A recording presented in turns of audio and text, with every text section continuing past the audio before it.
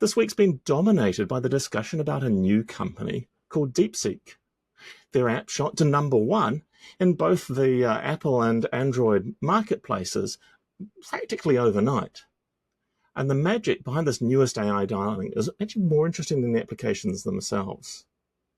It utilizes a new model dubbed R1, and DeepSeek says that R1 was developed similarly to OpenAI's O1 model, but done for a reported $6 million. That number's a fraction of the cost of competing software from other companies. DeepSeek also released the model weights for free, licensed under the Open MIT license so everyone can look at them. The stock market, took heed and promptly dropped on the news. Huge drops, particularly in companies like NVIDIA, who've been riding a wave of AI. And there's been a lot of discussion, but some analysts, particularly our analysts, are urging some caution because something isn't quite right with this story. Stephen Foskett has some real insights on how this is actually playing out and what might really be happening. Tom, do you have some insights on what's playing out here? What's actually happening?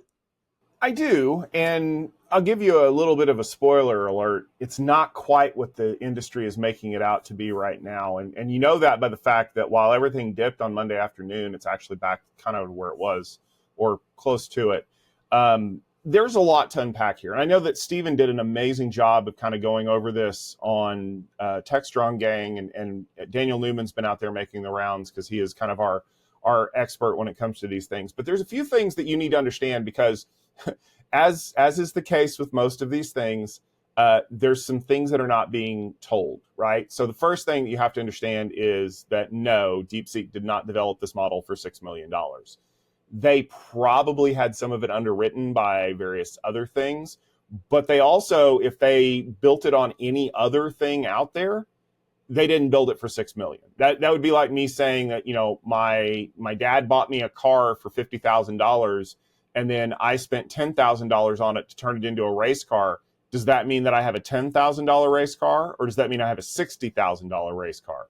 Well, it depends on if you want to consider the gift or the pre-work before I started adding on to it. This is what I would expect to see from a company who is building something kind of in parallel to OpenAI's O1 model. If you know that they have done all that hard work and you can kind of replicate 95% of it, then yeah, it's going to look amazing, right? And yes, they released the model. So the other thing to understand is that yes, they released the model weights openly. They did not release the entire code base. It's not open source in the way that you and I think about it. It's not free as in beer.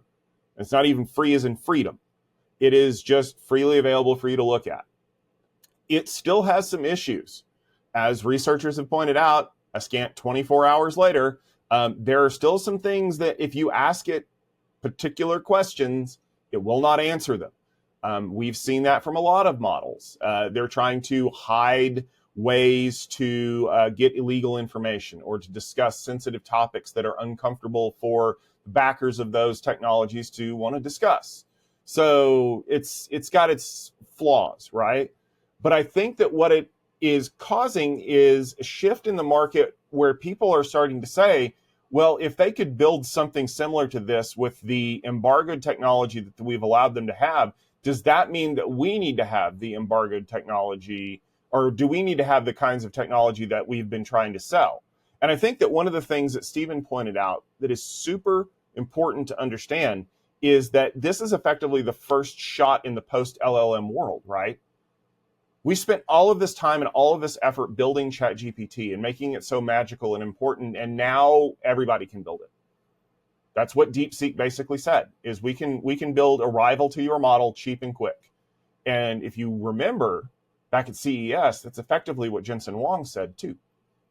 We're not doing that anymore. We're moving on to the next part. I mean, the story about the OpenAI agentic AI is a perfect example of that. I don't need an AI to summarize articles and write term papers for me. I need AI to do things. I need the Star Trek computer, right? Set a course for this system. I don't need a word salad of how to chart a course. I need you to do it for me, and then we go. So I think that this is what I would consider more of a disruptive element. I think it's going to make some people ask some hard questions, but I also think that given another 24 hours, the PR departments for these companies will definitely have a good answer.